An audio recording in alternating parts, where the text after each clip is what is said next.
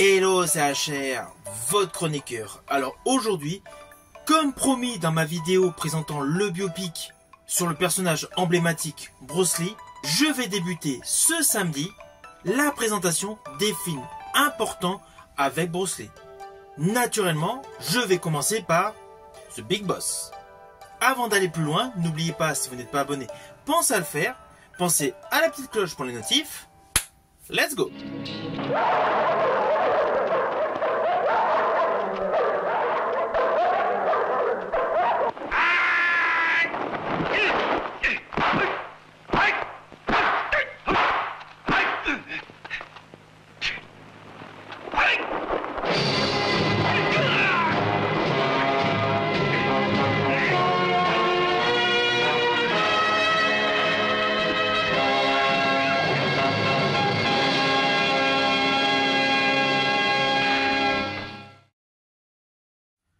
Alors tout d'abord, sachez que ce film The Big Boss est disponible actuellement en support physique dans un magnifique coffret regroupant l'intégralité des films avec l'artiste, l'athlète, le sportif, l'acteur, Bruce Lee.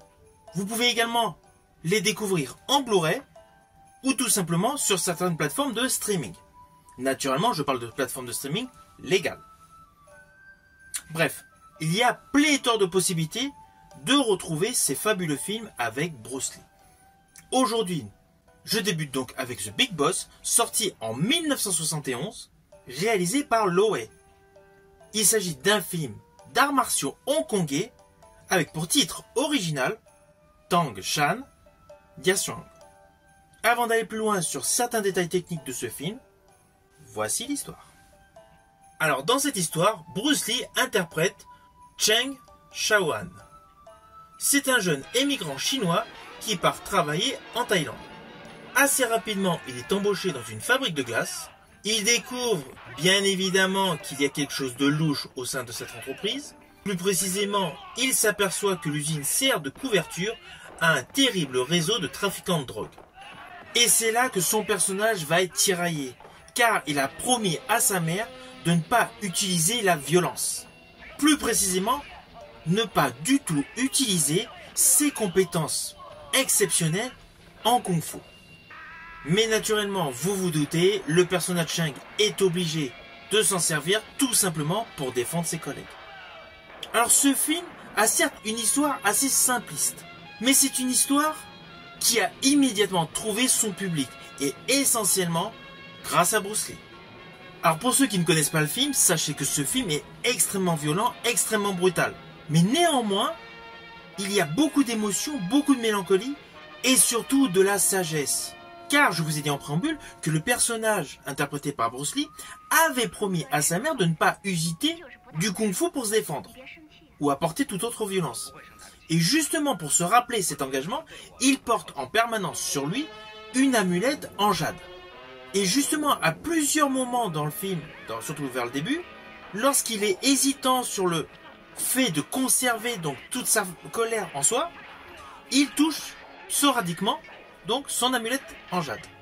Alors bien évidemment, je vous ai dit que c'est un film extrêmement violent, extrêmement brutal. Vous vous doutez, et ce n'est un secret pour personne, les talents sportifs et athlétiques de Bruce Lee vont être mis en exergue dans ce film.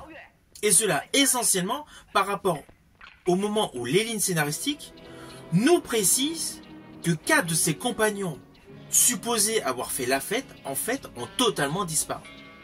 C'est réellement à partir de cet instant dans le film que le film va basculer de style. Au début, on est plus dans l'intégration d'une société en tant qu'émigré, avec la volonté de travailler afin d'améliorer sa condition de vie, notamment là dans une fabrique de glace. Il va y avoir naturellement une petite histoire romantique, mais principalement de la vengeance. Alors oui, sur le fond, en additionnant toutes les lignes scénaristiques, on aurait pu largement réduire le film. Mais ce qui est parfait dans ce film, justement, et c'est ce qui caractérise le cinéma chinois, c'est qu'on prend son temps pour développer l'histoire. Alors, outre le fait que Loei met en exergue donc les performances de Bruce Lee, ce film est totalement innovateur en termes de séquences brutales. Dans ce film, vous allez voir de nombreux membres découpés, des giclures de sang, c'est 100 fois plus violent que Scarface de Brian De Palma. Il ne faut surtout pas oublier que ce film est sorti en 1971. Imaginez pour l'époque le boom que ça a pu faire. Ce film a totalement révolutionné le genre cinématographique, tant par sa brutalité, par son efficacité et par les prouesses techniques indéniables de Bruce Lee. Au jour d'aujourd'hui, tous les films d'action avec du kung-fu et du karaté, c'est grâce à Bruce Lee. Alors oui, on peut se dire aujourd'hui avec le recul que le côté talent d'acteur de Bruce Lee n'était pas 100% exploité dans ce film. Mais cela n'empêche pas que Bruce Lee est totalement charismatique dans ce film et ses prouesses physiques sont incroyables. Alors pour la petite histoire, sachez que l'histoire de Cheng Xiaohan est véridique, elle est réelle. Elle est même totalement populaire en Thaïlande. À la différence qu'elle s'est déroulée à la fin du 19e siècle. Forcément, si l'histoire avait été construite à la même époque que dans la réalité, cela aurait coûté beaucoup plus cher à la production de ce film.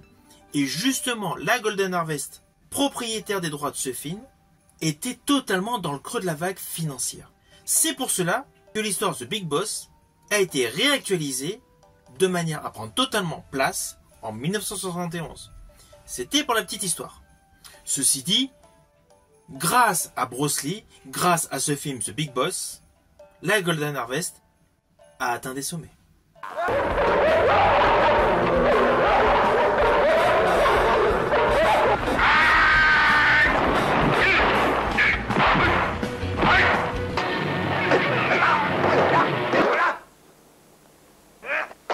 Bruce Lee dans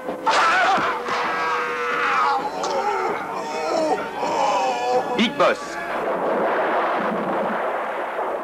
Alors au final, naturellement, c'est un film que je vous invite à découvrir ou à redécouvrir.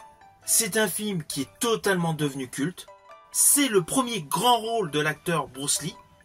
C'est un premier film hongkongais qui met en exergue brutalité, hémoglobine et kung-fu. Si vous avez aimé ma vidéo, n'oubliez pas, petit pouce vers le haut, pensez au partage. Quant à moi, je vous dis à samedi prochain pour vous parler de La Fureur de vaincre.